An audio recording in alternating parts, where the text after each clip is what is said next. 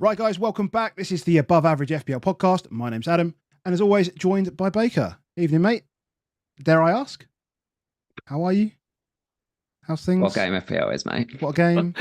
Like I What a messaged you game. yesterday, it was like this, like, what the hell's going on? This game hates me. It's not so bad It now. always does. It always does.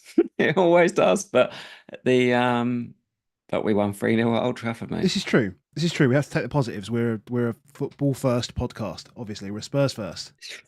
Yeah. And if you're not, then Jesus, do you know what I mean? Like you can't have FPL just destroy your mood. You can't. We just won 3-0 at Old Trafford. I should be chirpy. Should be bouncing. Yeah. I'm kind of in that like what could have been stage, but yeah, I'm still happy. You've had a great week. Well, this is it. I've had a great week, and yet I made one of the most ridiculous transfers. I mean, well, let's say it's an outcome. If you want to put it on outcome, it's one of the most ridiculous transfers.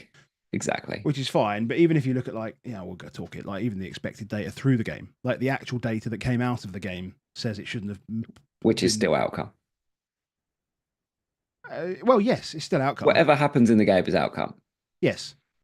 So you're basing the whole decision that you made on outcome. Of course, because it's a 22-point swing.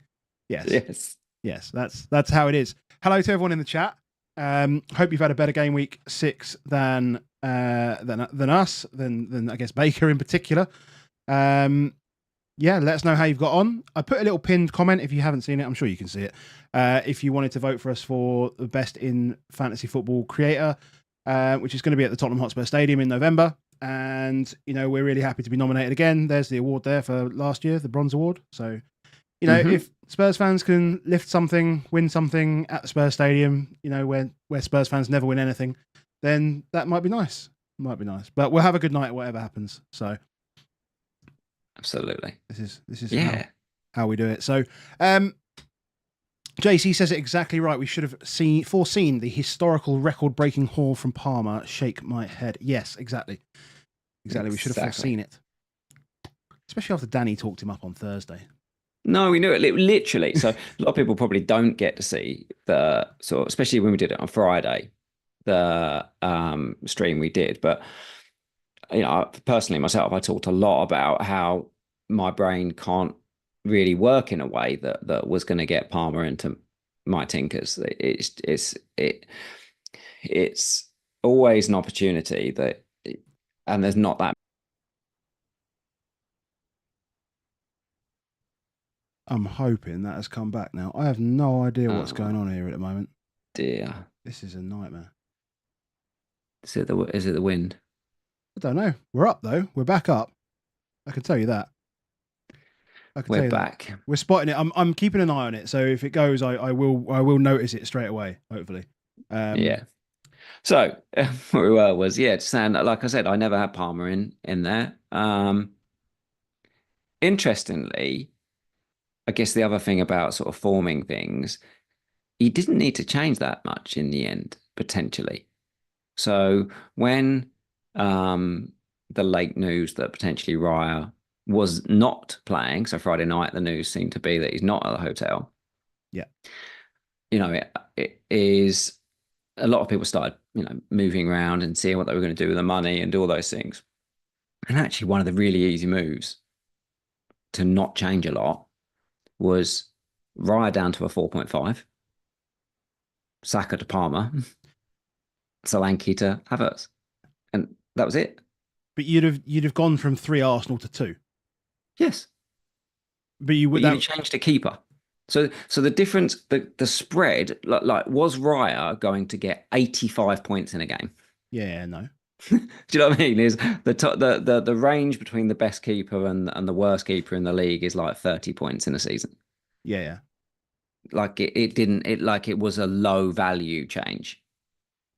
Yeah, so if you were saying, "Oh, I would lose at this people," but you would have, is the big thing is that actually freeing up £1 million did facilitate that people didn't need to necessarily muck around too much.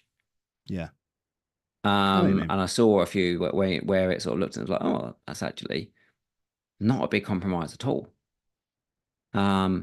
Obviously, as always, it gets massively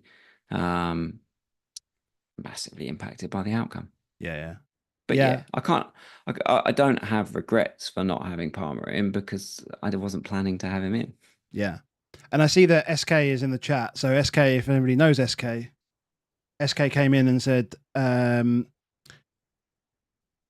you were gaslighting me over the fact that you had Salah and Palmer. Yeah, I had Salah and Palmer, and you said, let's take that bet. And if you haven't seen it on X, you said, let's take that bet and we'll compare Salah cap with Palmer versus Haaland cap with Saka. And the result was 45 points to even less now, 7. To 7. Yeah. Yeah, even less now. It'd be 7. 7. Yeah, 7. It was 9. Yeah, 7. Jeez. Absolutely mental. So shout out to you, SK. There's multiple really good players. I think what we saw today in this week was certainly, even when you look at the strikers, like Watkins, Solanke, Jackson, Havertz, they're a really good group of 7, 8, 9 million pound strikers. Yeah. They're better than I gave them credit for a few weeks ago. So we'll talk about Chelsea in particular. Yeah. There's teams that have been working no Haaland. Yeah, and getting a lot of abuse, because basically Haaland's been smashing him in. But the second he obviously doesn't, your eyes do look at the other side and say, there's some really good strikers now in this league. And it's quite hard to own a lot of them. And it's quite hard to own a couple of £10 million stuff with Haaland. So there will be people, I think, that hold fire on no Haaland through the foreseeable and do really, really well out of it. Yeah. Yeah, it's interesting because you've got out of those 4 teams, I mean, you've got Arsenal, who will create a lot. We know that. You've got Watkins, who is talismanic, just obviously needed a few games to get going and whatever. We said it, this was the start of last season, basically, and then he just started to fire off.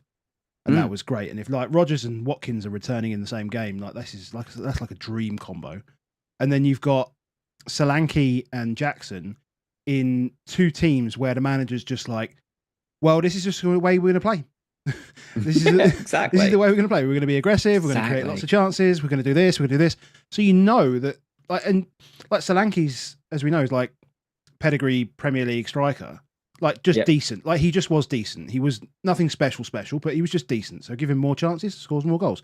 And Jackson, coming off a year of, distinctly average finishing, but matured a little bit.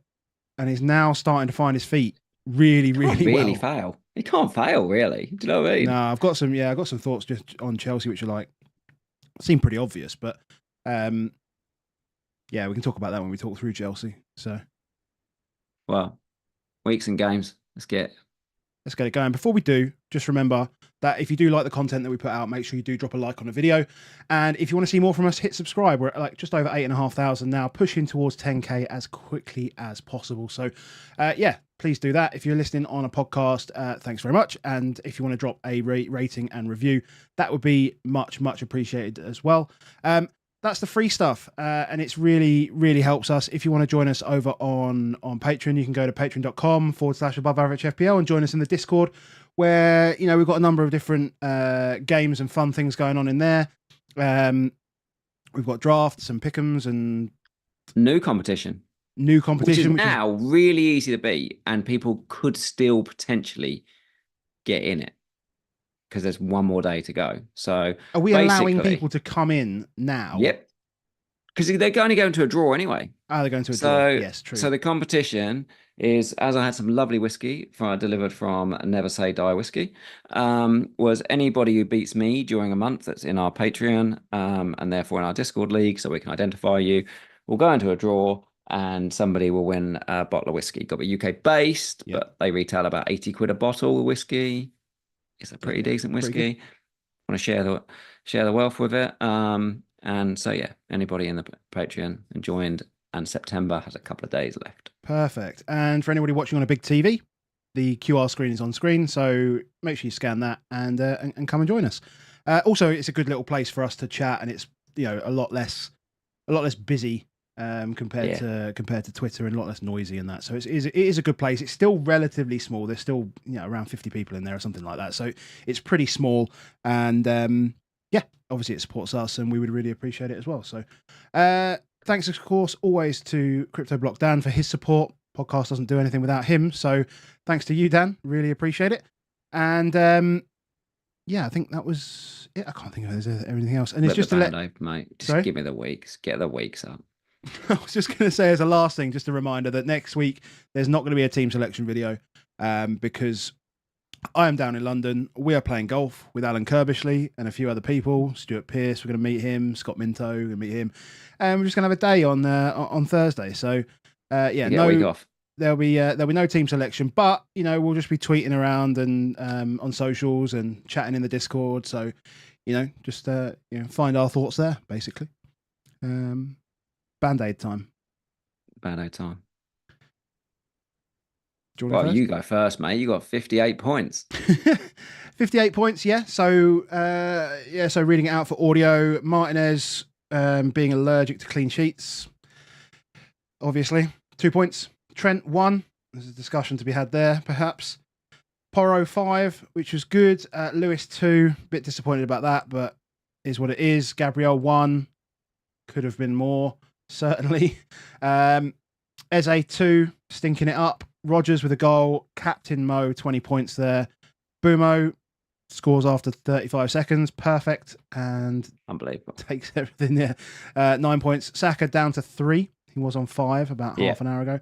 And then Solanke on 6. And then my bench is Johnston, Nketiah, Davis, and João Pedro. Yeah, Green Arrow, decent. About 500,000 up. So 3 transfers. And for anyone that didn't know, I brought in Saka at 10:55 UK, which is 5 minutes before the deadline for Palmer. So slight regret there. I think the decision in my mind, that week would have been an all-timer. Mate, 80 points would have been flying. 80 points on this week. It's just all-timer. Yeah, which would have been amazing. I mean, look, the decision, the thing I was, umming and ahhing about was that a lot of people had Luis Diaz in covering Liverpool attack, so I felt like, cool, so I've got Liverpool attack, but then I haven't got any Arsenal attack at all, which I thought was a mistake not having that. Weirdly, when I looked at the ownerships actually after the deadline, which I didn't really have time to do it before because it only came to my mind to do Palmer to Saka just before the deadline. The ownerships are pretty similar, so actually it wouldn't have really been a huge deal either way. And although I'm still not. Do you look at the? I genuinely don't look at the ownership at all. Like I just don't feel like there's anything that's useful to it. I don't know, but I just did. I just looked at it and I was like, well, I think Saka was about 35 and Palmer was like 26. So I was like, well, whatever. But yeah, big swing. It happens. But I can't say it's a bad week. So it's a good week. Good week. It's a good week. Yeah, over to you, mate. The disaster. 30 with Semenyo to play. Raya, Trent, Gabriel, Lewis. You've got just 5 points between them. Perfect. Yeah, so basic main returns are Bumo and Solanke. I've got no regrets about playing Calvert-Lewin over Rogers. I would do it, and I'd do it again. Is he still trounced Rogers on XG for this week? Rogers didn't even count the one that he should have got his foot on as well. No, and it didn't count the one he should have got his foot on again. Rogers is still yet to make an XG for the season. He's something like 0.6 for the season in 6 games. Like, I'm very comfortable with it. I don't know if I'm as comfortable with it next week now because Rogers is home to Man United versus Calvert-Lewin home to Newcastle. As we're not doing a team selection, what's your feeling there? Who have Everton got again? So Everton are home to Newcastle, whereas Aston Villa are home to Man United. No, I just play Rogers. Like I said to you, this week. Like I'm not gonna say like I told you so, but like it was like that was the only thing I didn't like about it. Like everything else is fine. But that's because you hate Everton, mate. That's not even a. Mate, I was considering. If I asked you to make an objectional decision, no. is one man who's had treble the shots treble the XG and is on penalties versus it's a man fine. that has no shots and is knackered. Like he genuinely is knackered. The annoying bit is I was like, I reckon it would. I reckon he's got to come off soon. There's no chance he can do it again. And of course he does, but unfortunately he'd already got. Fine, He'd already got a goal. I'm not disagreeing with you. Fine, it might be Yeah. personal bias. It might even be just like my thoughts of Calvert-Lewin generally over the past. Like, it's not even that the number of chances he's getting. Calvert-Lewin in your team. Yeah, I mean, just his finishing over the last 2 seasons has been so bad. Yeah. That actually it just never feels right. Now, like if you're talking like 3-4 years ago, Calvert-Lewin, like I'd be like, obviously you put Calvert-Lewin in there, but yeah. The fixtures are right for Everton. I don't misunderstand the pick. And I was looking at Pickford, so as much as I hate Mikalenko, I would probably get him in for the same reason. I get Pickford in for the same reason. Yeah. I just feel better having Pickford over Mikalenko just because I'd rather pay the 0.7. But yeah, I'd play Rodgers. Absolutely. Next week. And I genuinely think I'll be looking very quickly of how do I make sure is that I've got more coverage in these good strikers because these good strikers are so damn good. That's something for both of us. I think there is a market drop off. There is a market drop off. Yeah, that's it. So it's bad week. Yeah. Let's Talk Vinyl says, just subscribe to Patreon. How do I get on the Discord? Mate, I can't troubleshoot when we're live. So yeah. Message. I've sent the message. Come shout afters and I will help you out. But thank you very much. Appreciate it. Yeah, of course. First game, mate. Let's go straight to Old Trafford because there'll be a lot of Man United fans that won't want to watch any of this, and we can talk about it once it's finished. Well, there it is. Jasper has entered the building. Is it a red card? Probably not. I think it's, it's difficult because then we talk about it in WhatsApp with Sparky, and he's like, yeah, definite red. Da da da da. Even at the time, we thought it was bad to start with. Do you know what the funny thing is? Actually, is my TV switched off. It's got one of those auto sleep things. I couldn't find the remote, and it switched off. And then when I come back on, I'm like, "Oh, Bruno's been booked here or something." And then I see that little red thing appear above the main. I think, "Oh, hold on, he's been sent off."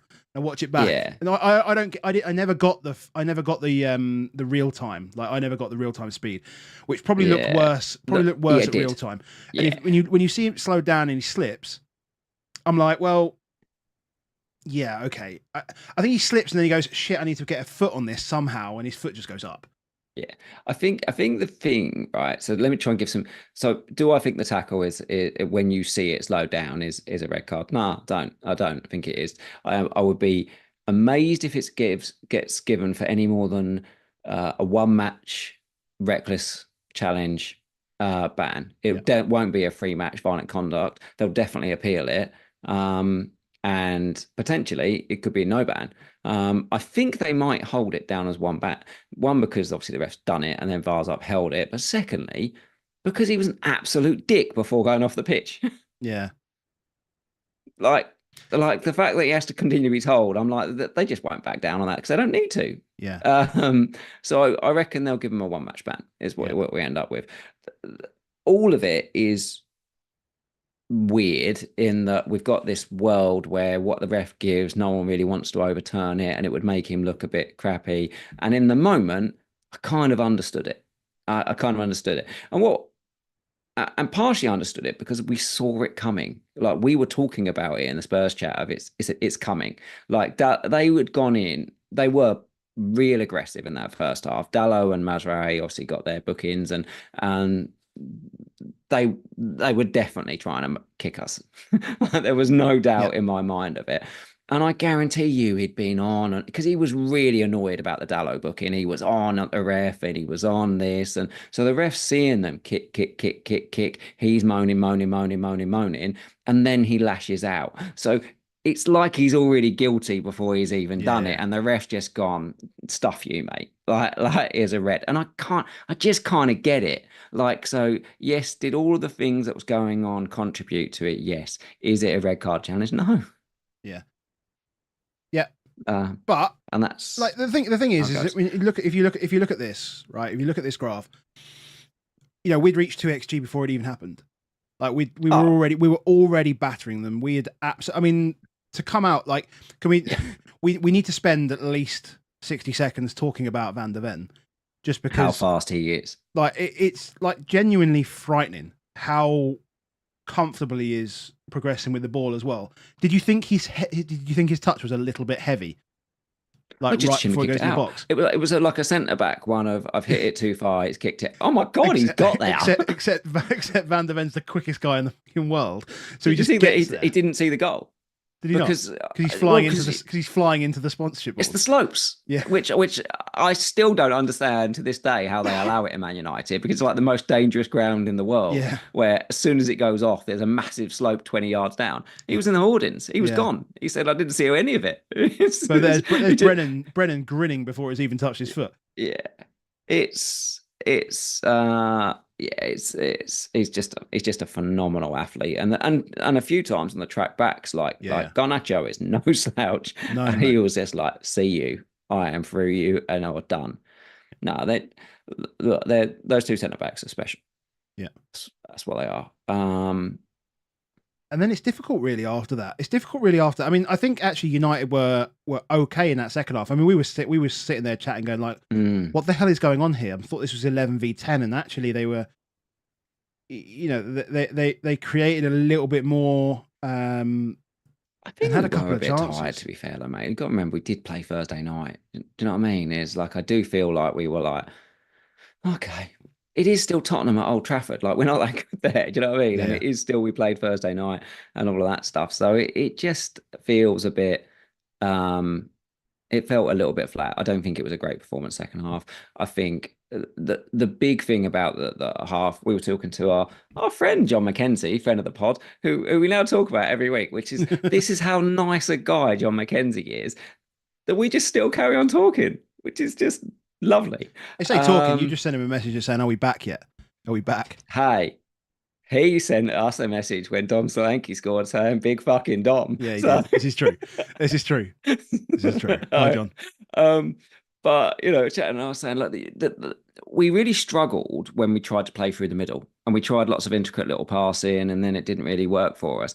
The way that we got Man United, and what they clearly worked out at half time, is the one you can just leave is Timo. You can just leave him. So the only time we ever opened Man United up was when we switched it from right to left. And then it was like, oh my God, we can now go the whole length of the field, do whatever we want. But the problem was that also means bringing Timo onto the ball. And every time you bring him onto the ball, it's a great chance, but it also ends in failure. I don't get it. I don't get it, because he must look all right in training. Like, I know it feels like we've got no other options there at the moment, but he must look okay in training. He must understand how to kick a ball properly in training, because he comes onto a football pitch and it looks like he doesn't know how to kick the football. In many ways, he absolutely destroyed them. Well, do you know what I mean? Like if you take away the end product side of it, he destroyed them. They couldn't live with it. Mazraoui was just in bits. Do you know what I mean? But he's just appalling football. Yeah. Like that. It was when he got through 1-on-1, it was fascinating how Onana came off his line like he was a prowling, like he was so quick off it. And you were like, Timo just has to go round him. He just had to go round him, like because he was so far off his line. Yeah. Because he was like, if I just go at this man, he'll put it to me. And yeah. Guess what? He did. Kicks it at him twice. Yeah. I mean, I don't think any Spurs fan looked at that through ball and went, "We're going to score here." People are going to be interested in this. Is we've got two midfielders here that are very cheap. There's a chance, isn't there, that Diaz doesn't start next week, and it's the early game, and then the game after that is after he's been away on international break. And I reckon if there's a leak that Luis Diaz isn't playing, people are now, because we'll go talk about Palmer after this, because we can talk about Brighton. But I think there's people who are going to look at Johnson or Kulusevski for that game. And if you had to choose one of those two midfielders, which one would you? I'd pick Johnson. I'd pick Johnson just because goals. Yeah, it's just goals. It's just goals. Just deals. And yes, Kulu scores today, but if there's a better player right now at finding some separation between him and his fullback and getting a shot away. You'll do well to find it, because I don't even think Salah's doing it that well right now.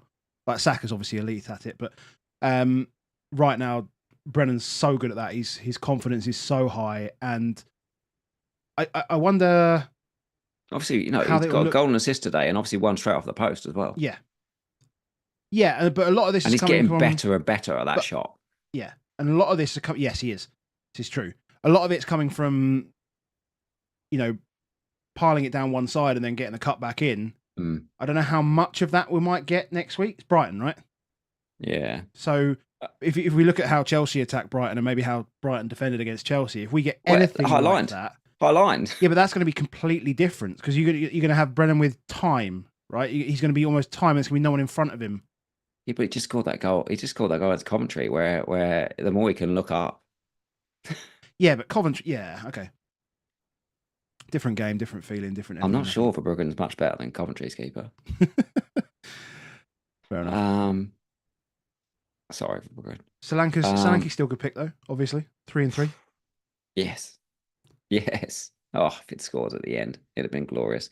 That would have got me a right old hole. Yeah, Porro is just great, but yeah, he's still so much now. This Kulusevski and Madison, but he's still a lot more limited in his forward movement. In terms of that, he gets better as the game goes on. Porro for attacking returns, because obviously sometimes Madder goes off, and he just feels like he wants a bit of it. It's like he's doing a really good disciplined job at the moment, and then he's like, I want a bit of that, thanks. Yeah, you can see that when he came inside. And almost like half got a shot away, didn't he? Yeah, that last half hour, he's done it in the last couple of games now, where it's like, I'm being disciplined for 60, but our next half hour, I'm going for it. Yeah. Bruno Fernandes, did you just sell him? You've got him. Have you got him? You sold him? No, I sold him. You've sold him. Yeah, I've sold him for Bumo. Oh, thank goodness you've sold him. Yeah, I sold him for Bumo. Yeah, you just what a week you had. What a move. So, yeah, people can't mind about your transfers because you also sold Bruno Fernandes for Bumo. This is true. That's an 11-point swing. I forget that. That's true. 11-point swing versus 22-point the other way. Yeah, I'd sell Bruno. Yeah.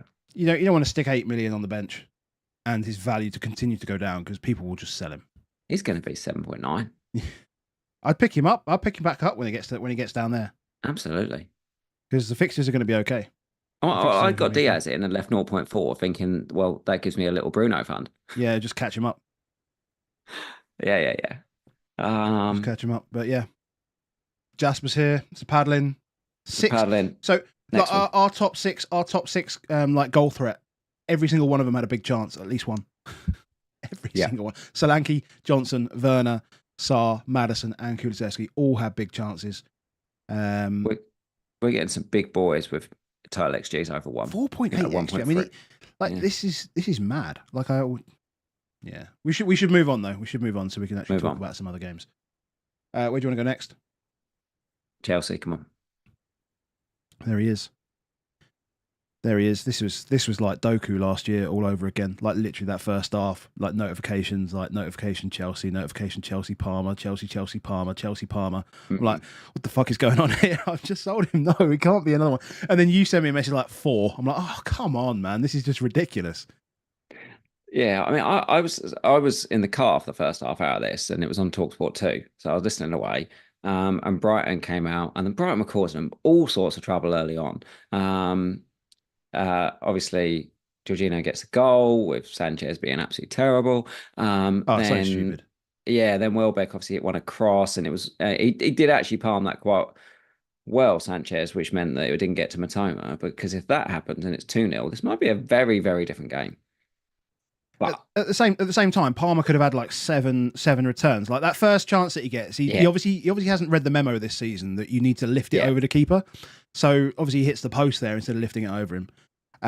But like the Jackson, Jackson, like I feel like last year Jackson would have, tried to shoot from where he did, right? And he's trying to fluff himself, get him right in the right position. This time he's like, no, Cole's there. I'll just knock it to the side, and the team scores a goal, and off we go. They know how good he is. They all know. Well, I just think it's intelligent. I just think it's just so. It's just working together. So what it looks like to me for Chelsea is that if you look at Chelsea's squad, like Cole Palmer's how old? 20? 19, 20? Something like that. Like, Yeah, ridiculous. so if you were to say like some of the biggest players in the world, generally, let's say over the age of 22, 23, like they don't have any massive players, like none. There are no big dogs, I'm the man type vibes, other than obviously Palmer now, I guess. To it, but what it is, it's a group of really unbelievably talented youngsters that just are vibing together right now. We said the other week about the fact that he sort of almost said you got two for each position, and this is where they are. They know it. It's like, well, I've got now to do better than that one, so I will. Yeah. Like the hunger's there. There's a reason why these are comfortably favourites for fourth place, and they should be. Is if not looking higher. Like the defence is still obviously very shaky, and there's all, but going forward, it just looks phenomenal, and it's all going to go to these top two. 12 shots between them. So the most shots anyone. So these two had 12 shots. Madueke had 1. Sancho had 1. Neto had 1. That's it. So 15 shots and 12 of them were between Palmer and Jackson. Yeah, 3 XG between the two of them. So stupid. And obviously, like the free kick is nuts. It's also bad keeping. There's no once it's 35 yards out, it's always bad keeping. It's always bad keeping. It's always bad. Like it gets his hand fully there, and it's a fun. That doesn't take anything away from the technique. It's unbelievable, but it's also a mark of Palmer in that he's so audacious that he's like, I don't care. I'm just going to shoot anyway. Everything about it is like, I don't care. I'll just do that, mate. I'll just play that through. The way Jackson for that is it the first goal he scored where Jackson actually runs left. They both run left at the same time, almost type of things. It like the decoy run from Jackson is so good. That's the second goal. I think that was. The first goal was where he squared it for the Sancho penalty. Where the Sancho goes down for the penalty. Maybe I'm thinking the third goal, which was the free kick, or the fourth goal. It's the fourth goal. It's the fourth goal where he whips it in at the near post. Yeah. Which honestly, again, watching that finish on a replay, like he doesn't just hammer it towards it. He curls it in that front post. He whips it. Yeah. Which he should just do all his finishes, because he's got that other weird finish where he sort of almost it's like almost like when you putt and you just leave the face open. He's got like that kind of shot where it slides past the right post every time. He did it twice in this game, and he's done it in previous games quite a bit. When he whips it, it just goes in. Yeah, he's just special, mate.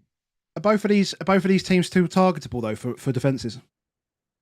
Oh yeah, I think anyone you've got up against Chelsea defence is good, and I think you've got anyone against Brighton defence here is good, definitely. But yeah, they can't. You can't play high line with Webster and Dunk, can you? No. Like of all the people to play high line with, it does sound Webster ridiculous. and Dunk. It just seems so ridiculous. Yeah, I can get it with I mean, because it just reminded me of the game that we played against them last year. But I was thinking, actually, no, we had Mickey, but then he got injured, but we still tried it anyway. And guess what? It failed because players weren't quick enough to deal with it. I mean, and as I said, I think I said at the start, like Maresca basically just saying like, this is how we're going to play now, with like the mistakes that they were making at the back. Do you not think that's exactly what Angie's just saying, just in a fancier accent? Like no one's like immediately no one's questioned that at all. Like no one will question that in press conferences. Whereas Ange, you'll just get constant pelters for it. It's just the way we are, mate. One of the things of this game is, did you see Opta? I got offended by it last week, but Opta did a thing about how goal kicks were and how everyone, basically Arsenal take long goal kicks and every other team now takes short goal kicks. And they made it out like everyone's so good at pressing now that nobody should be going short. Like that's like stupid. Did you see the, I mean, I know I keep going back to Spurs, but did you actually see the percentages that Tottenham had in that? Yeah, 100% basically short. 88% goal kicks taken within the box. The other 12% within our own third. Within our own third. So, right, what's happening? And this is, we've seen loads of examples of it this weekend, and we'll continue to see loads of examples of it. Is all teams are basically going really short, and then a lot of the times they're getting caught out, and they're getting loads of good high turnovers, and they're turning into goals. That's happening all the time. Yeah. And it freaks you out, like where everyone's like, no, we mustn't do that. We mustn't do that. Go long, do all this stuff. But what no one's doing is working through. The only time when you get the breaks like Chelsea continually did in this game is because you're already taking these short free goal kicks. By taking the short free kicks, you get to progress the ball to 30, 40 yards out, and then you can play through the lines. Yeah. If you go long, you whole can't play through the lines because everyone's further back. Everyone's further back. Yeah, exactly. But I can see it now. You got like, I have to be careful how I where I plonk this line, but like 55-year-olds and up just going, this is terrible. Just kick it long. Just go. Kick it long. No. Get it out. Go to the big man. Like, but it made it all about the bad, because there is a load of bad. We saw loads and loads. So what you want is the unbelievable pressers. And Palmer and Jackson are fantastic at pressing. So it actually works more for the attackers. Yeah. So instead of thinking about it all the time of, oh my God, my defense is crap because of that, think about what it gives the other people in those teams that are so good at it. We're seeing it, with the long balls out the back, Porro to Solanke almost right at the end of the game, for example, was one where he put him clean through. You'd have had both of those guys. Well, like Haaland's goal last week from Edison doesn't happen if you're not playing like 75% of your goal stuff goes short. The long one into Haaland doesn't go over the top. It just doesn't. Exactly. You don't get that because everyone's already like 15 yards further back. So it doesn't exist. This is a trend now that we need to be like, we can use this from an FPL perspective, because actually, where you've got two teams that both like to play short, you're probably going to get goals at both ends. You're probably going to get, and that's what happened in this. Yeah, and I think this both this like high press and this propensity to play out the back is still relatively new. So the technical aspect of it is lost almost on your Dunks and Websters right at the moment. It's still developing through that technical quality, and obviously the ball playing centre backs are going to be, they're going to be a level above. And as newer players get coached and younger players get coached through that type of goal, that type of sort of control of the ball and the possession. Those centre backs are dead, mate. They're nobody's buying it, which is really interesting for someone like Brighton, who are so progressive in so many ways. Now, Van Heck is progressive, and I think Veltman could almost play those ones, but I don't feel like Igor could, and I definitely feel like Duncan Webster can, and it's a problem. On the flip side for Brighton, if we are going to speak very positive, that Belieber, what a player he is. Like, I just assumed he was just a sitter six. And now he's and that's all I saw from him on the limited things last season. But he's a pressing monster. He's a real powerful 8.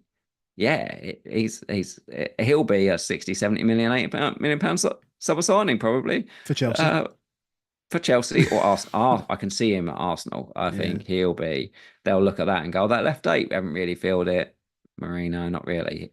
Yeah, I would be very surprised. Hasn't even played a game yet. You've binned off Marino. Wow. Broke his arm first training session. We don't need him. Weak mentality. Should we go there? Yeah, let's do Arsenal. 3 paddlings. 3 paddlings straight away. Jasper hasn't gone away yet.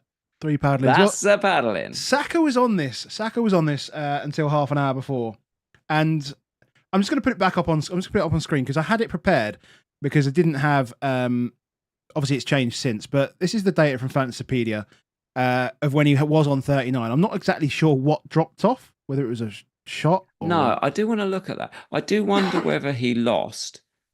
It would make sense that maybe he lost a big chance created, but he only went down by 2. Yeah, it's 3 for each one of those. So I'm wondering whether it was a shot on target or something like that. Maybe I don't know, or a foul one. This is the bit that nobody really gets, right? so BPS for most people, they just see the number at the bottom of the app and it says these things. Mm-hmm. But Fantasypedia have got this data, and you can get it from various sites. People can scrape it off the site, and included like Scout on their members area, they can give you the breakdown. So there is a breakdown that tells you why they got what they did. No more minutes have been played. This game hasn't changed from year to year to year, but suddenly Sunday nights we get corrections. Yeah, Yep. But it's only Sunday nights. We're not getting them on Monday nights. If there's a Monday night game, it's a Sunday night. Yeah. And So that we means tend no to get them matter from what, Sundays for Saturday games. It's not really on the Sunday games either. no.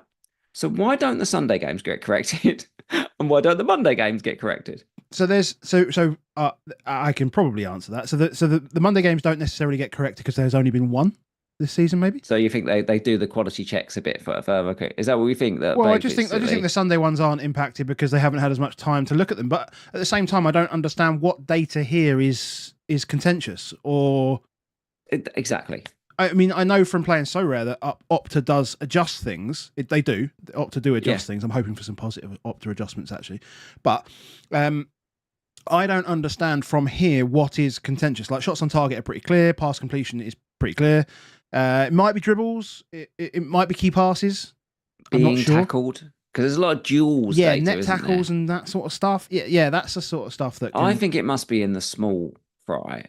But it almost as well, I don't know about you, but I did think to myself, I think he'll go down to 1.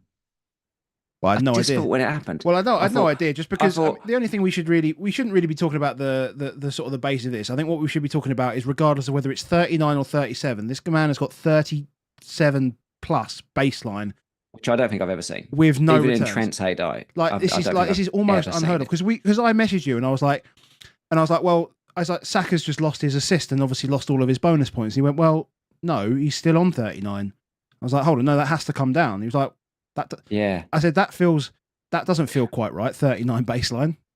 I think Trossard's went up because I think he got given it went up by 3. I think he got given the big chance created for the own goal. So what happens is what does Saka get there? And there, so far, I think it takes off a key pass. Unless it was a big chance created. I wouldn't be surprised if he lost a big chance created, lost 3, and then gained 1 on something else. Yeah, I don't know. Does he gain it on the cross? Probably. He probably gains... I don't know. He probably gains 1 on a successful cross and loses a big chance created. That's probably what it is. Yeah. Wow. Anyway, it's unreal. Like, it was just like how people got only 3 points from this guy is absurd. It's absurd. But how... I mean... Simultaneously, how Havertz got the points that he did and how he didn't get more points was also absurd. Oh, I mean, even that, right? Even that, because there's the golden combo, isn't there? Is that there's a lot of people that had Palmer that don't have Saka because they got Havertz instead. Yeah. So they've got double win there. But yeah, there's some stuff that like I said on Twitter after the thing is it genuinely, that last goal is the jammiest goal you'll ever see because it's given as not a goal because the ref thinks that Saka has passed it to Havertz for the goal. But what's actually happened is that James Justin has booted it. It actually hits him in the nuts. If you slow it down and looks at it, it nutses him into the goal. So I wrote some notes while watching match today. It says, unbelievable Havertz scoring a goal, punted off his ball sack. That's literally what I wrote down. It's literally what I wrote down. Which is a phenomenal. and then even that, I'm not sure. So I don't even know what the own goal rules are nowadays, but the first goal's not going in unless it's Havertz. So one, Havertz loses Justin, and then 2, it's Havertz that heads it into his own net. It's a massive deflection. Which one? Sorry, what? The first goal for Leicester. Oh, yeah. Sorry, yes. Oh, I have no idea whether that was going in. We have no idea if that was going on or not. Yeah. But no one's interrogating that to see whether it's an own goal or not. Yeah. But it's definitely not going in off the it was just a tame old header and it goes completely the other way. That's not really relevant for Havertz though, is it? If it's on target, it's Justin's goal. But we don't know it was on target. We didn't. Well, they're 2 different things, though, aren't they? Yeah. No, I agree. Like most things that are deflected, but Havertz has blown the clean sheet. There's no getting away from the fact that Havertz has blown the double clean sheet for a lot of people. Yeah. So if you went double attack, Havertz has blown the clean sheet. If you went Havertz over Saka, he's done you dirty right at the end. And then if you had Saka, and you went Saka cap.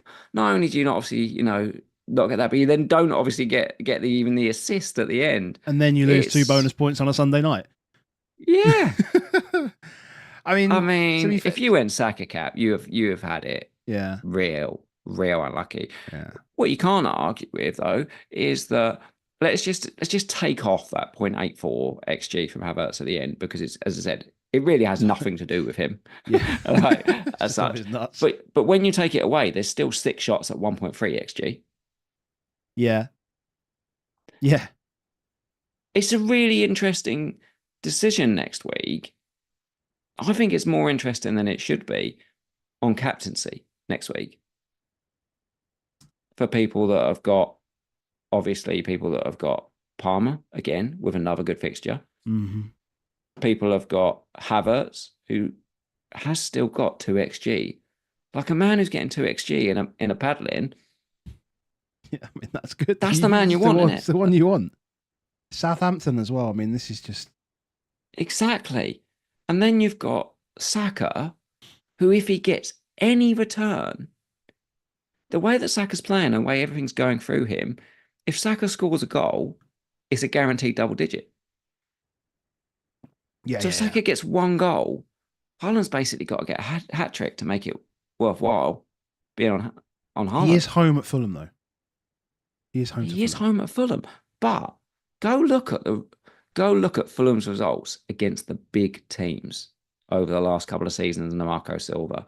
He has been incredible against the big teams. I just don't know. So I've only got Saka in that. I've got Havertz, got Saka in that situation, and I'm like, he had 7 shots, but his total 7 shots was like 0.3 xG. Yes, he had, could have easily had a few assists, and clearly could have, anything happened and he was getting free bonus. But I don't know whether I trust it enough that I would captain Saka. Still don't quite know that. Mm. It should be an unbelievably low floor for Saka. Yeah. High floor. Yeah, high floor. Sorry. Yeah. High floor. Yeah. Should be an incredibly high floor. Elsewhere in the game, like Martinelli unlucky not to have probably like 4 goals by half time. And Trossard is just, I mean, yeah, similar. If people haven't tripled up on Arsenal and they've got Diaz and it's a league. Can I get that message that I sent to you yesterday? You and Danny. What did I say? I don't know. It was disgraceful. It was disgraceful. Would you go Trossard? I'll go if I didn't have triple Arsenal and I wanted a punt because Diaz didn't play, I'd still go Trossard, I think, over a Spurs mid. I just don't think. Odegaard's out till Christmas. Yeah, he's in. It's true. It's true. That's true. He's guaranteed. Trossard still, for me, is the best £7 million under midfielder. Wow. Really? Fixtures 9, 10, 11. Don't know. I mean, the message that I got was I was on the back of my tweet that said, took Palmer out for Saka. I've got to stop doing stupid shit. Someone messaged me back saying, I was close to doing it. Luckily, I decided on Matoma to Trossard instead. I'm like, these people. We can't compete with that stuff. People. Our friend who makes our thumbnails, I just out him because I've seen him in the chat. Hi, Lewis. He earlier asked us, how does the wildcard work? Yeah. And what is a free hit? He asked us that. His overall rank is 150k. But he's got Watkins and Rodgers. Like, and he's just absolutely bloody hate this game.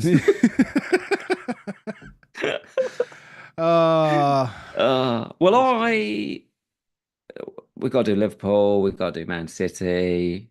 A lot of big games this week. Which one do you want to go for first? I was just having a look see if there's any questions around Arsenal at all. I mean, Calafiori apparently has got an injury, which apparently got celebrating Trossard's. Yeah, I saw it was like a calf thing, and then it was a knee thing, and then I don't know. Twitter physio is making stuff up. I don't know. Yeah, let's go Liverpool. Why not? Do I have any other notes on this? Because I did write a few notes and stuff. Funnily enough, I actually wanted to be prepared this In week. case anyone's wondering, is the Ndidi goal is on Leicester's side. So this looks like 3-3 if you look at the interventions, but it's because it's an own goal. Set out, need to sort it out. I don't know how. No, I don't know how. I don't know how that works. It's just the how the data comes through. What else did I say on there? Obviously, like Hermanson just means that Unbelievable. This isn't like 9. Just an unbelievable game. Calafiori red card. Yeah, of course it is. I think it's Buonannote's fault he doesn't get sent off. Yeah, I definitely think. I don't think I've ever seen. I don't think I've ever seen a player get booked after being told by the ref by another player that the player that's been fouled to book him. I don't think I've ever seen it. No, it's not going to happen. Ref, book him, and the ref's just gone. Oh yeah, good idea, mate. Thanks. Yeah, and then just book. I've never seen it. They're being petulant as hell. You know, we saw it at Old Trafford, mate, when Dallo just went straight through Johnson, but Johnson then picks the ball up. It's like, well, you're not getting that free kick now. I'm going to book you instead. Like all of those type of stuff means you're not going to get it. And what we have seen this weekend is, so we've seen a few more penalties this weekend. Maybe not dead. Well, we did. But what we've also seen is when the ref made a decision, they ain't changing it. Yeah. Like it has to be something very weird for them to change, because there were a few dubious penalty chances in so many games this week, and it was like, nah, to Fulham versus Forest. Check cleared. Like, all right, mate. Okay, let's do Liverpool. Let's do Liverpool. So Salah obviously picks up all the bonus here. There's some interesting things here. I just want to highlight again. Trent pulls out a single-digit baseline again. Like he's like the 6th best Liverpool player for baseline in this game. McAllister better, Van Dijk better, Alisson better, Robertson better, Gravenberch miles better. Like he's just not. I just brought him in. I've got him. Yeah, but look, these strikers keep scoring. Palmer keeps scoring. Yeah, people still want Mo. People want Saka. He's going to be the first place that people look to make money. Yeah. The fixtures, when they play, you know, you look at it now for Liverpool and you go, okay, got Palace away, but then it's Chelsea home, Arsenal away, Brighton at home. Oh, Brighton at home, he could get a few assists. But then it's Villa, Southampton, then City, Newcastle. Yeah, I mean, it's not. Yeah, there are some. Not, I wouldn't say bad fixtures, but they could potentially be sticky. Yeah, I think he's going to be fortunate, as I said, that Watkins and like that week 10 where they've still got home to Brighton, and people still be looking at that when they'll see the Watkins has got Tottenham and Liverpool, and Chelsea have got Man United and Arsenal. Well, Man United away is probably. The narratives change, but true. I think people can get itchy real quickly here. We'll see how it goes. But still, like Robbo certainly more advanced. Again, yeah, like, so they seem to be switching, right? He seems to be like one week it's like left centre back, and then next week we're standing here going, cool, he's just getting to the byline again. Perfect. Obviously, probably should get an assist. Szoboszlai, massive chance.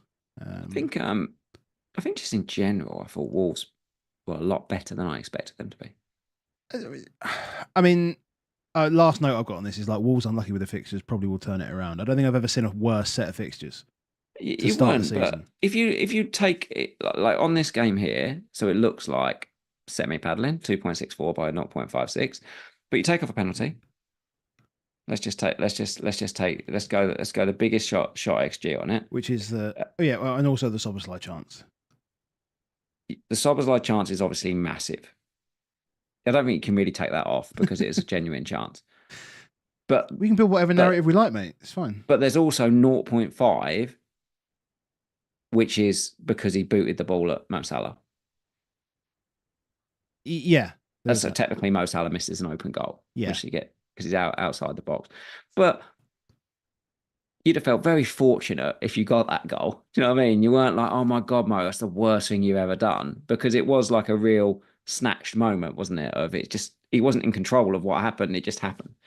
I'm sure you wanted it to go in. Absolutely. I mean, when I watched that back, I was fuming. Yeah. I didn't realize it had happened at the time. But it was a freak moment. Now you take away, as I said, is they can do 2.64, but if you take away those three big moments, they're over two of that XG. And actually, other than that, there's no chances at all over 0.15 XG.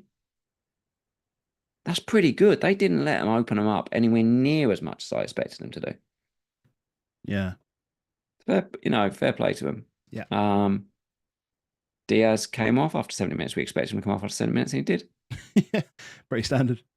You need him to get a brace before he comes off. It's a weird game where you need him to get a brace before he comes off, damn it. Yeah. You also don't need Trent to get booked in 7 minutes for kicking a ball away. No, and I think everyone's waiting for Allison to grow his beard back so he doesn't make stupid mistakes like he did that's what has he done? That is the most comical thing I've seen from Liverpool. Actually, I thought that they seem to have fixed a lot of the issues, but that weird lapse of concentration there for that goal, I just didn't expect it. Just didn't expect it at all, and it just obviously just happens. He doesn't look like the man anymore. He looks like that child. He wasn't wearing that black kit, is he either? But do you know that black kit? When he had the black kit and the thick beard, it was like you couldn't beat him. Yeah, it was like a force field. When he's wearing a purple number with a clean shave, and I'm like, nah, get back in the office, mate. It's not right. So do you think I should be moving on Salah this week? Well, because it's Palace away. Palace away. Fucking hell, Salah away at Palace. Palace away, Chelsea, Arsenal. Yeah, look, I still think Chelsea at home is a good fixture. Probably. And it's a Sunday after international, so I think you're absolutely fine with him. And then Arsenal is a big game. It's a huge game. They're fully in this. Why don't you just go get Palmer? Or you could just go get Palmer.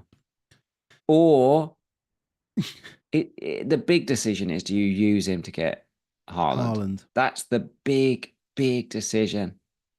Because I can do it tonight. And you could do it tonight. So let's talk about Man City. Oh, okay. Yeah, let's do that. So we've now got 2 games of data where there's no Rodri, effectively. Let's just assume he didn't play the last game. Yeah. In that he was injured for most of it. No De Bruyne. Yep. And Eddie Howe is very good at this. He's done a number on teams many times. And what Eddie Howe was very good at is saying, players, can you just watch that game and what they did and it worked? And can you just do that? That's good Eddie Howe coaching. He's, a brilliant motivator, but he's actually good at setting teams up against certain other teams. And I think he did a number on City in this, Eddie did. And he was like, you're just going to create a load of little chances. You're not going to have big chances. Haaland with no big chances. You starve him completely. Not only is it, but it's like he can't do anything about it, Haaland. I don't know if you watch it, but most of the time you're watching him, he has a very strange bit where he doesn't turn his back to the ball. Turn his back away from the ball. He actually keeps his back away from it, like he's not interested. Yeah. It's like he's almost like side-eyeing the ball all the time. But it makes you think that he's not going to come and get it and do anything with it. So he's not going to try and make something he's not going to make anything for himself, is he? He needs supply. Yes. But I guess he's doing that so that he can. It's like a scan, but he's not actually scanning. He's just fucking looking.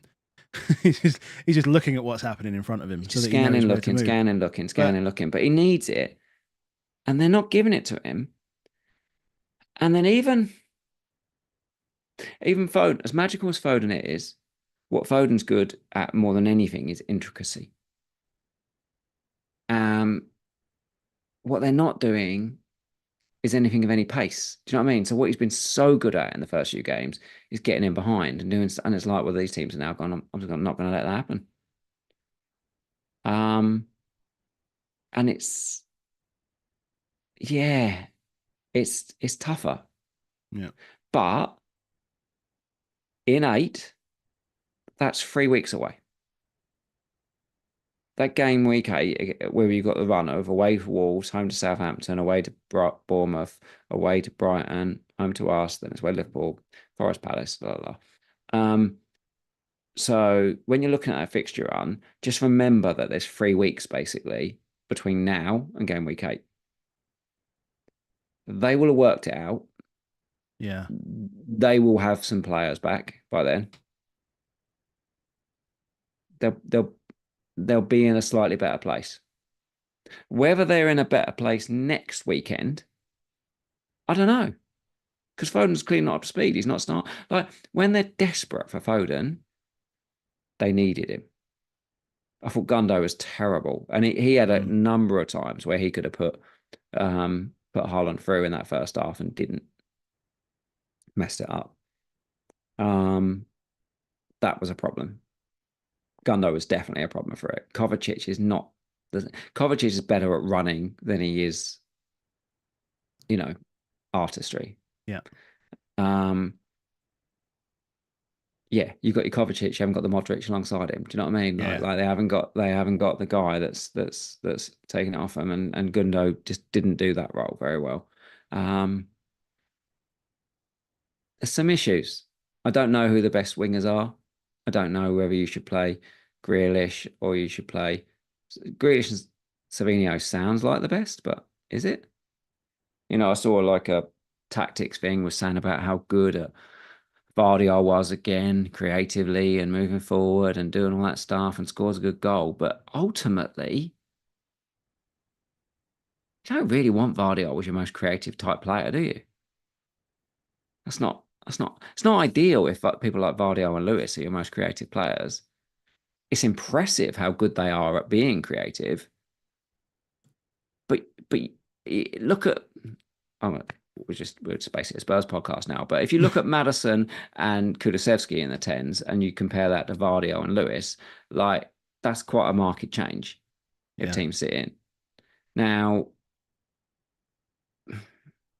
I don't know. How important is that? How important is that? So put an FPL lens back on it. Like how important is that though when you're looking at players like because if Grealish plays, Vardy sounds great. Like if he's going to sit like inside 10 and just get into like that corner of the box and he'll shoot and all this sort of stuff, I think it's great. Obviously they're unlucky, not unlucky. I mean it's a penalty, right? So the Gordon one's a penalty. I think actually Joe Linton should get a penalty later on as well. I think it definitely was a second penalty there. But I think it's the old game of it's a bit of a weak penalty, the first penalty, so we won't bother with the second. I hate that. That's the way they ref these days. But yeah. Ultimately, they didn't. I mean, they still created a bit though. Newcastle, Barnes again with like 4 shots, nothing huge, but no good. There's still lots of shots. Barnes 4, Joe Linton 2. They're getting it together a bit. I think the fixtures aren't good enough that you can start going on Newcastle, but probably Barnes is. Yeah, it's interesting. There's no good fixture run for the next 10, 15 games. I can't see me having any Newcastle players for the foreseeable. But Gordon, obviously I sold him, scored, great. He's just signing a new contract.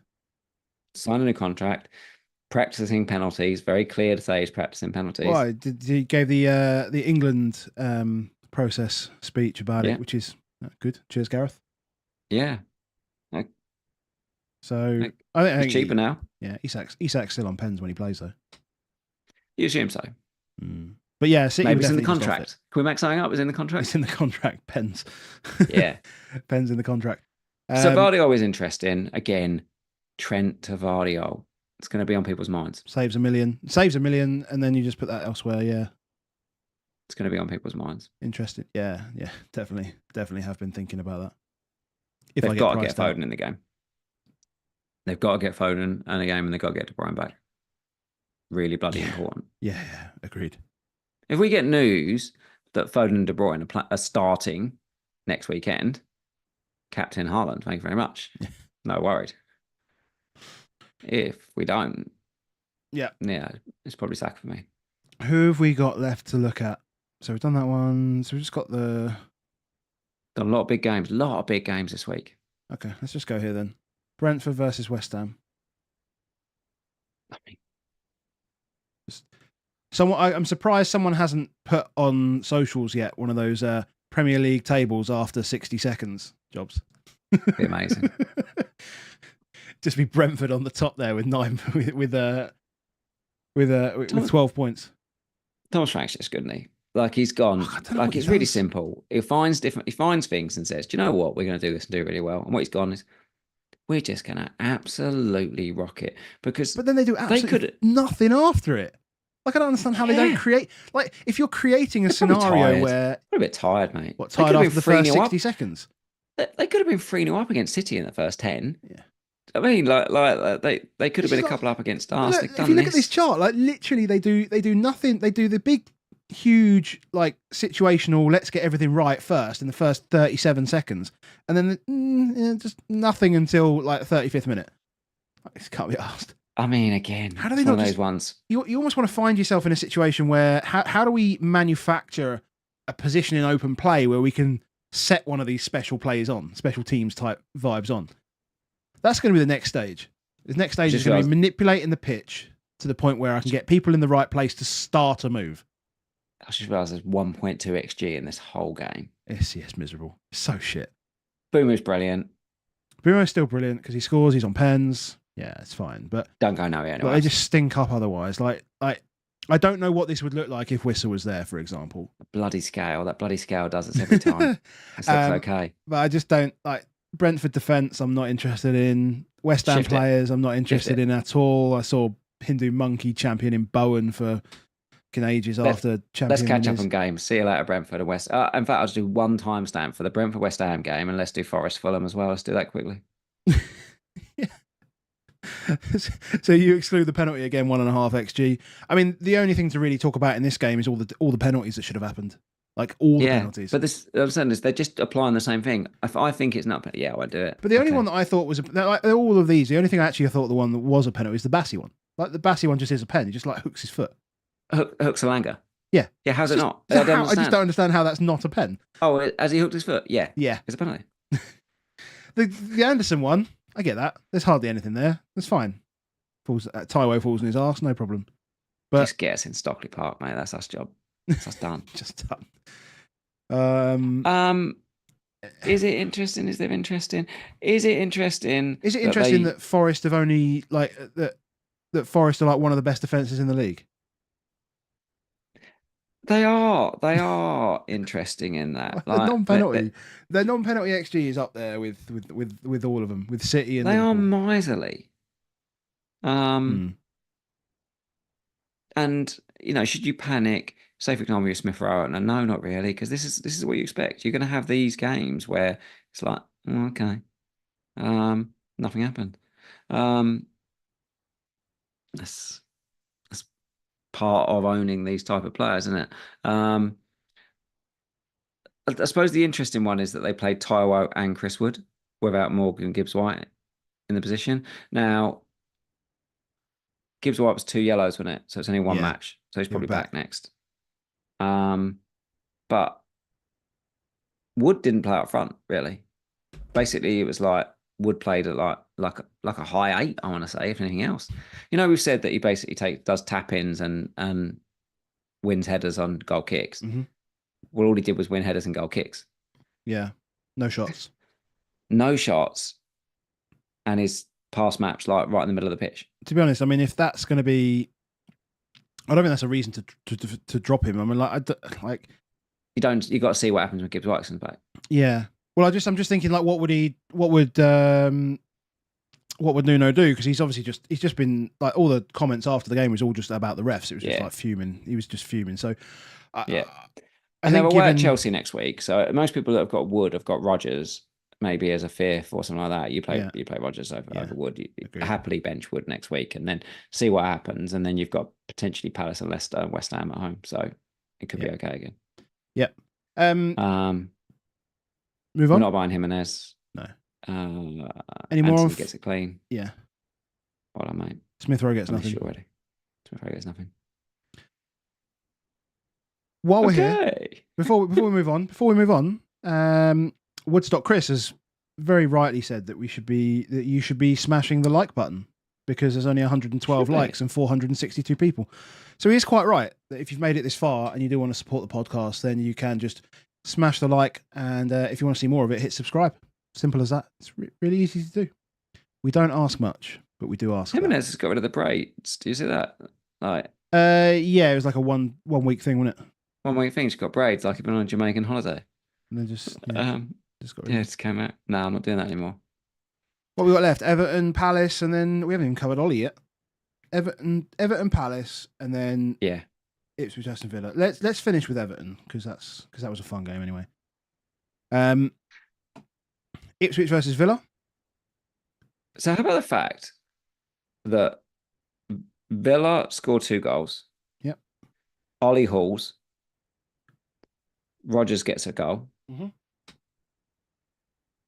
They only have 7 shots in the entire match. They only put up 0.82 XG at Ipswich. And 0.4 was the header. Half of that's in one go. This is a stinker from Villa. Yeah. This is a stinker of a performance from Villa. Do we have... So Ipswich, when at home, they set up in that 4-2-4 or that 2-4-4 type press that just kind of that completely screwed over Liverpool the first half, and have completely screwed Villa here. Definitely, yeah. Really strong line, 4, 2 in front of it, so it's basically 6. Yeah, and then 4 guys that they can just ping the ball to. Yeah, yeah, and they struggled with it. They couldn't create shit. Yeah, they did. So, but the good part for Watkins is that he has one big chance, he scores it. Tick. Yeah. And then in the chances, so he takes half the XG on his own. Mm-hmm. And out the other 0.4 the XG, 0.25 he created. So he's kind of everything, but everything wasn't a lot. Yeah. From their point of view. And yeah, that's maybe a little bit of tiredness starting to maybe creep in. They are working off a relatively limited number of players, really. They need to find a way to keep him back again in the international break. They just need to find a way to find a niggle there. With Champions League, big game. Yeah, but he's just world class, mate. Yeah. He's world class. Watkins is unbelievable. Unbelievable. And I said, Rodgers, I benched him and I said about the fact that, he said, so I think that takes him to something like 0.65 XG for the season. Big. And he's got his first goal now, which is about right, isn't it? He's a good player. So 0.65, probably is 1 goal for the season. It's probably about right. Do I expect him to up his XG as the season goes on? Yeah, I do. He's a young lad. He's real young. He's progressing. He'll get more and more confident. He'll take more and more shots. But do I think in games where you're not like, I've got to play him or not, you can bench him? Yeah. We'll all be benching him in 10-11 when he plays Spurs and Villa. The great news is none of us will sell him. We'll just keep him forever. Yeah. Yeah, he's comfortably in an elite 8th option, and people will use him as a 7th option because it might free up your ability to get some of the big boys. Other than that, I'm fuming from this game. Like, I don't... It's Emmy, it just does my head in. How does he go from Hugo Lloris to Gianluigi Buffon in like a split second?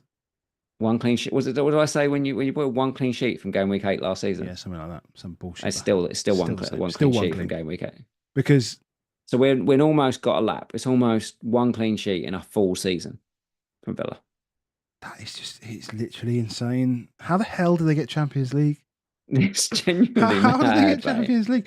Like, I still think the fixtures are still there, though. The fixtures are still there. I mean, I have to say that because they're getting less there now with United, Fulham, Bournemouth, then Spurs and Liverpool.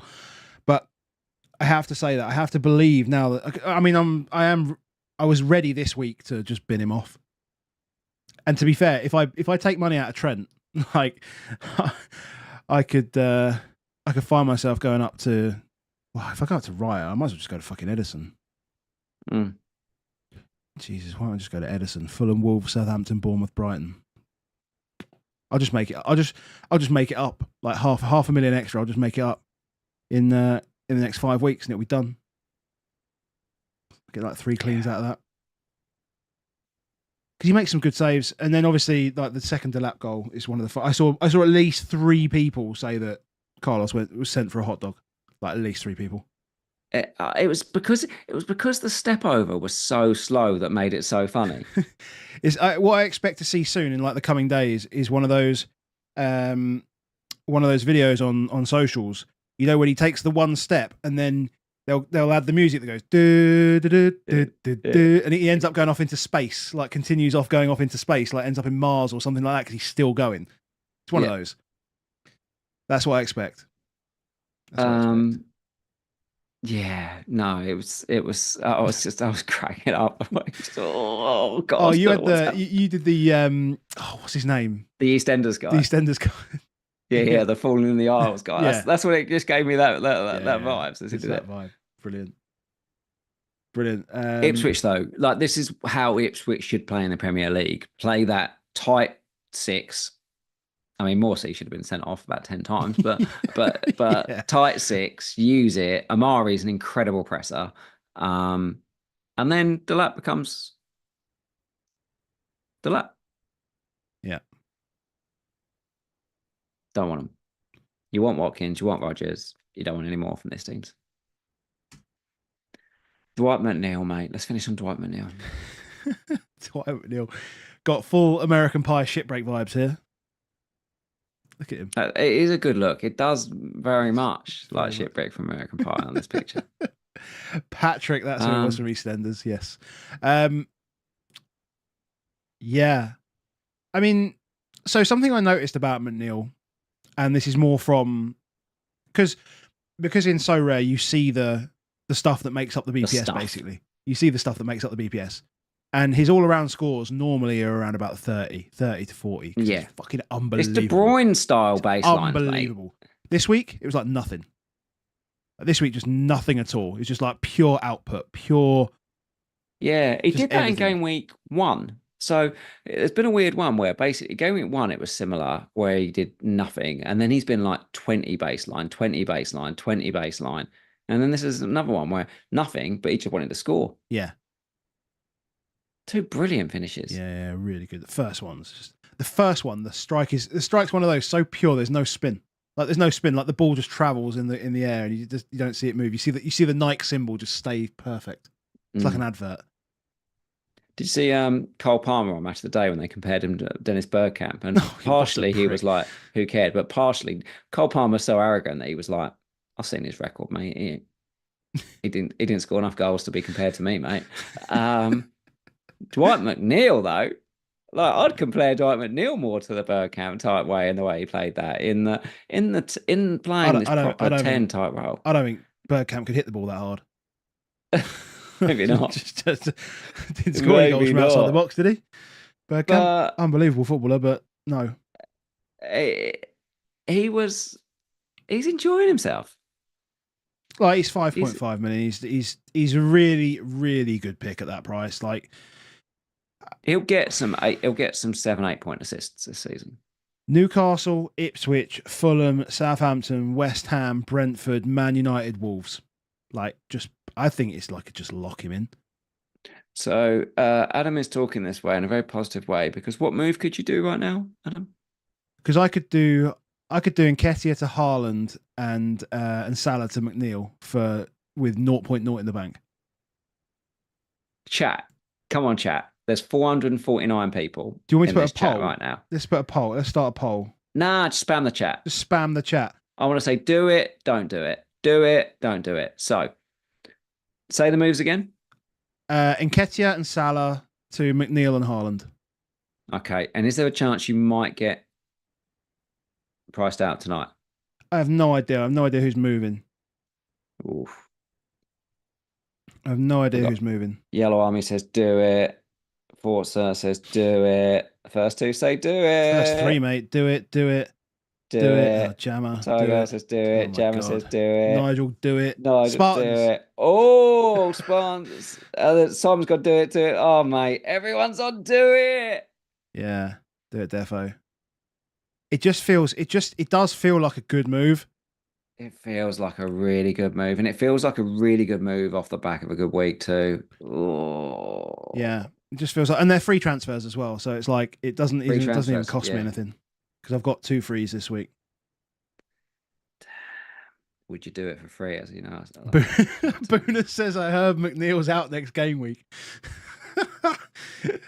Oh, amazing. I've done Salah and Watkins to McNeil and Haaland. I mean, so going up tonight apparently is Palmer, Canate, Bumo, Sancho, Luis Diaz is going up again. Why not? Diblin, Watkins, and Nico Jackson going down tonight. None of those. Haaland is due to go up tomorrow though, and it is not far away. 98.8 on Hub. Yeah, and McNeil's due to go up tomorrow. I mean, I personally, you're going to get no more info tomorrow. This is true. Might as well just do it. If you're going to do it, I would do it tonight. I will think about it while editing the pod. Don't because this is you planting. This is you planting. I know what you're like. I can see. Look at the smile on your face. I'll do it now. You could do it now. Do it now. Do it on the pod. Because then we've got the clip if it goes wrong. I'm such a terrible person. You're a dick. I love it. Mate. Hold on. Let's see if we can. It on this. Are you going to share screen? Yeah, I'm going to try to. Let me see if I can do it. Don't put passwords in. I'll make sure everything's like out of the way. Don't worry. Oh, let's see if I can. Good. Let's see if I can do this. Hold on. Smash those. First of all, what I need is smash those likes, people, and we will do it on screen. Yeah, just do that. Just do that. Yeah, why not? Let's do that. Hold on. I need to get the page up. I need everything. So let me set it up. And then this way, what I can do is because there's no team selection video, I can just blame you. Yes. Literally blame you. So we've sorted mine out. So I'm going to bench Dom and start Rodgers because what could go wrong? You got to chase last week's points, obviously. Absolutely. Let me just make sure this is right. I don't even know if this is going to work. Hold on. Where do I go to there? Oh, hello. That's worked. Perfect. We've got absolutely nothing. And then what we're going to do is we're going to because on this stupid screen it's so big. Is Haaland even 100% healthy? People were saying about that old knock, but they just cut his heel, didn't he? He just got a little rakage. He's had knocks. Yeah, they'll probably rest him midweek.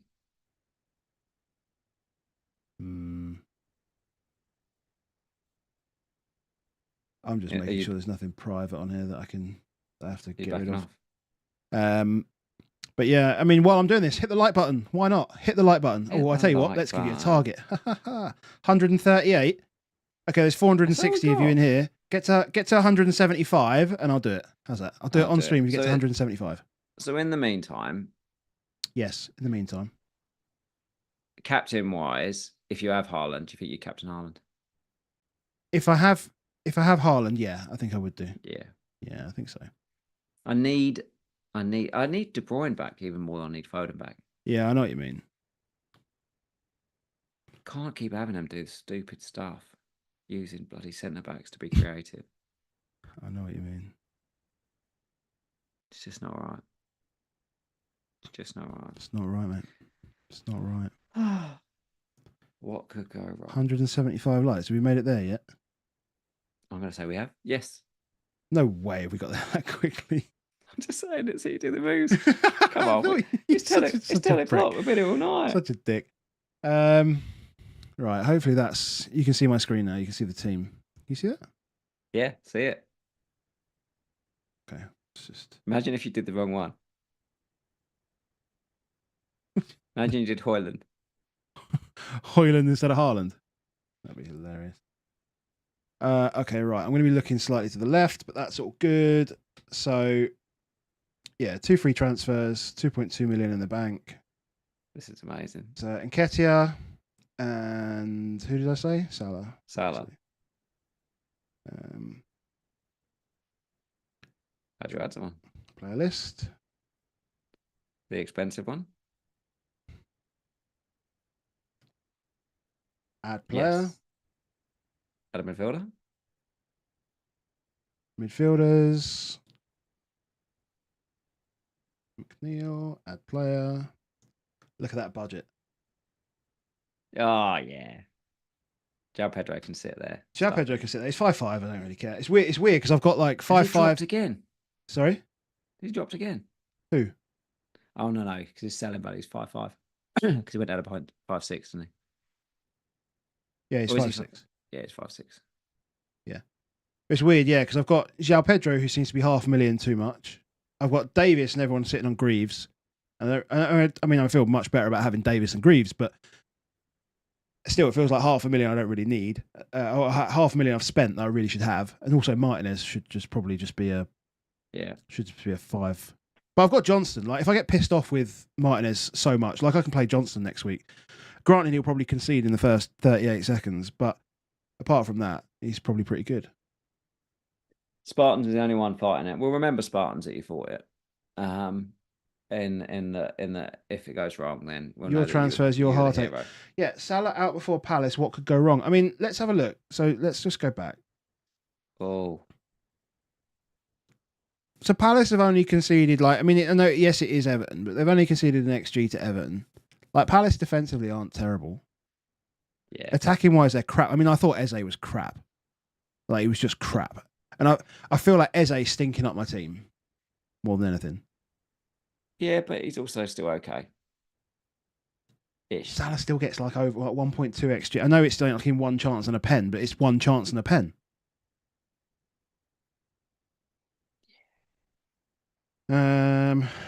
Salah out before Palace. Salah 70%. According to Fantasy Football Fix, Haaland is only 83%. McNeil only 51.4%. They're not played in midweek. Yeah, actually, let's just not do this. I'm going to save it. This. Good boy. Save it for one more day. I'm better than this. You tried. It was close. And if he tries to make it through any more days, we're going to meet up on Wednesday night and have a couple of beers. We are. I'll just steal your phone. That might happen.